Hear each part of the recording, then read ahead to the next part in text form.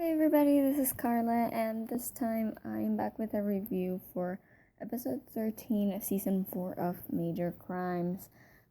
This episode is titled Reality Check, and it's a great title because, of course, the episode did have to do a lot with reality TV, and it fits. I mean, it's LA, right? There should be reality TV in there. That's kind of the mecca of filming and of the entertainment industry, so makes total sense. I do think the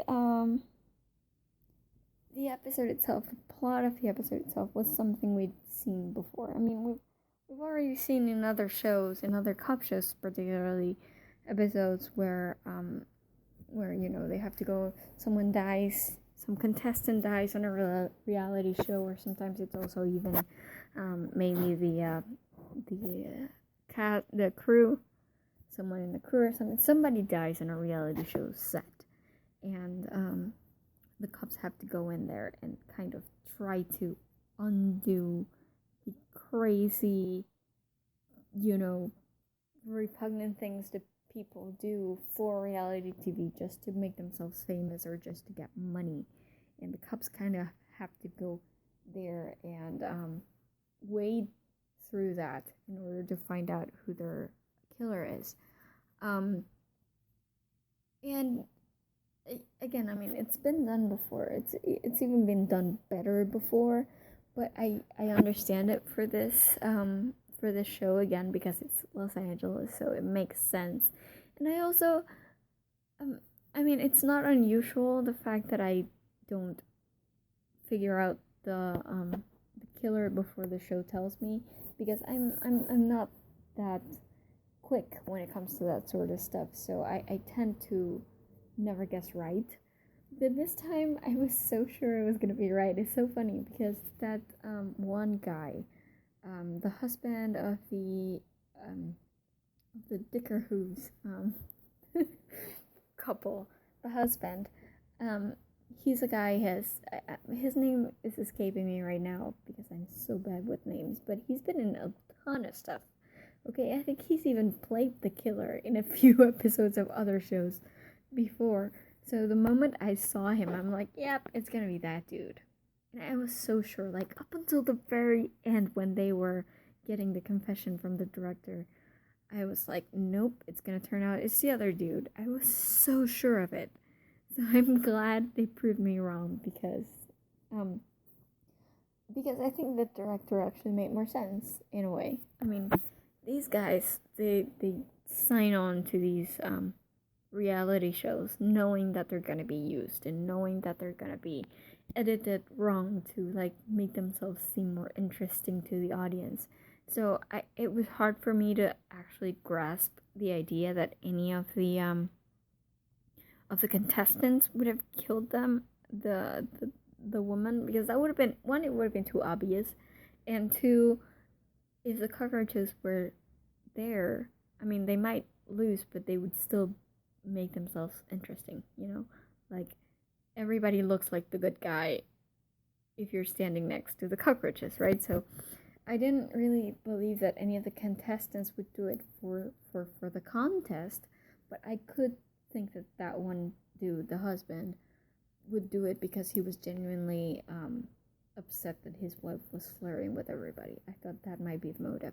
But I'm glad that the show took it in another direction that I didn't expect, and I'm glad it was the director, because yeah, it makes sense. I mean, you go into film school and you get your degrees and you're so hopeful that you're going to do something worthwhile, and most of them, end up doing commercials or reality TV, which it's not bad. I mean, it's a paycheck, you make money, and you put your name out there, so that's good, but it's probably not what they signed up for, like when they went into film school.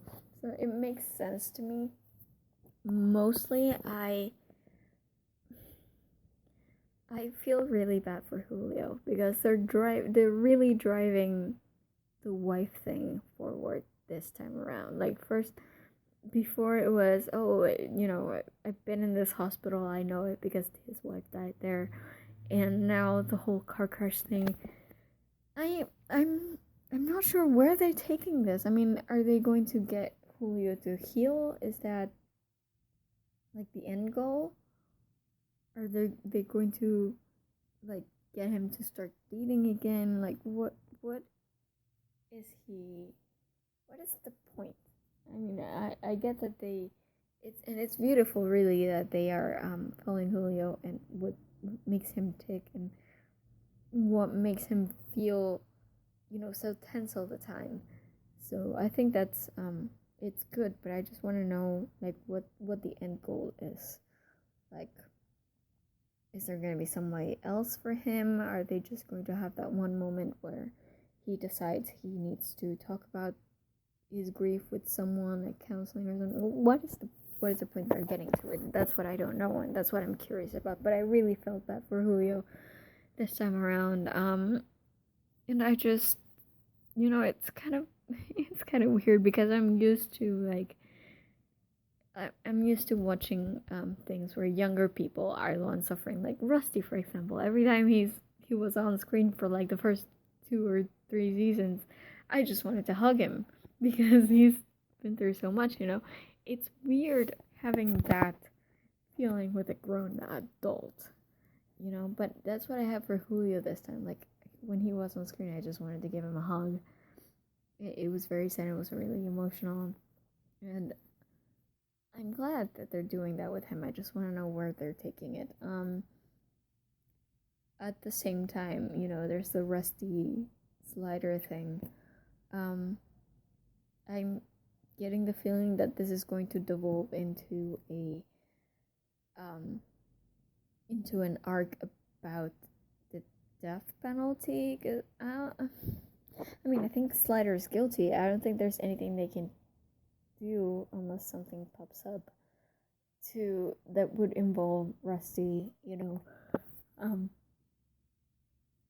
would involve Rusty like giving Slider a certain clue or information that would get him off of that death penalty. I don't think that's what's gonna happen. I just think now that they've introduced his lawyer, that it might lead to other death penalty cases, maybe, or just a discussion of the death penalty. It would be interesting if it turns out that Rusty and Sharon have different views on that aspect of, like, on the death penalty. That would create some interesting drama. I'm interested to see if that's where they're going. I'm not quite sure yet, but I liked I like the lawyer. I guess he can still be a little sleazeball, but I think he genuinely is trying to help his clients at this point. So I guess we'll see later on what happens.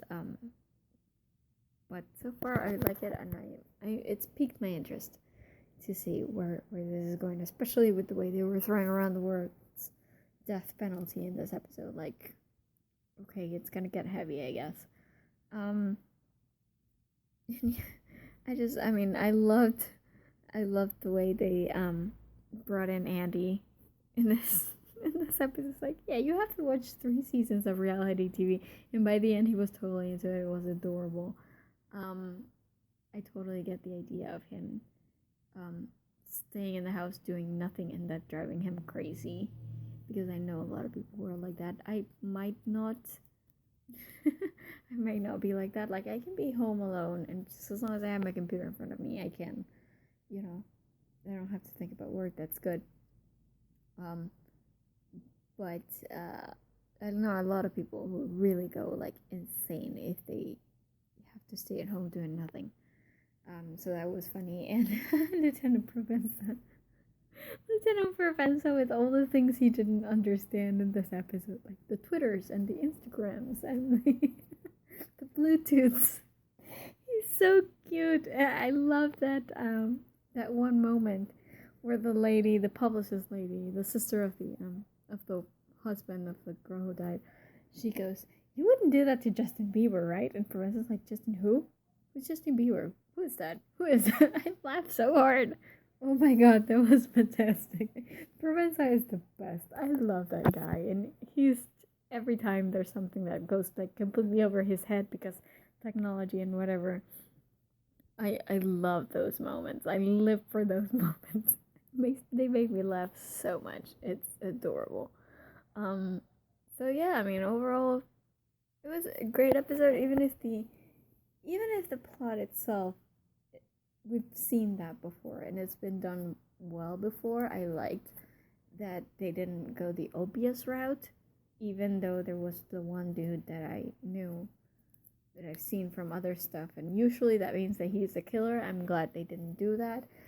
I'm. It was very emotional, the whole thing with Julio. And I'm very intrigued as to where they're going with that, as well as the Rusty Slider thing. Um, I think that um, I think that they could be into a very heavy side arc here, and I'm very interested to see where they go. And just the rest of the episode, which was pretty hilarious. So, good going. I mean, it was an okay episode. I liked it. I had fun. And yeah, that's about it. It's not one of the great ones, but it was good. It was entertaining. So yeah, that's it for this review. If you want to be sure to visit. We've just started reviewing this show because I just binge watched it over the summer. So, but you can find already a couple reviews for the previous episodes. Just these few that have gone by. And also you can find reviews for other TV shows, for books, for movies, for games. We have a ton of stuff over at the Geeky Pub, so be sure to visit and check it out. And I will see you guys in my next review. So, bye!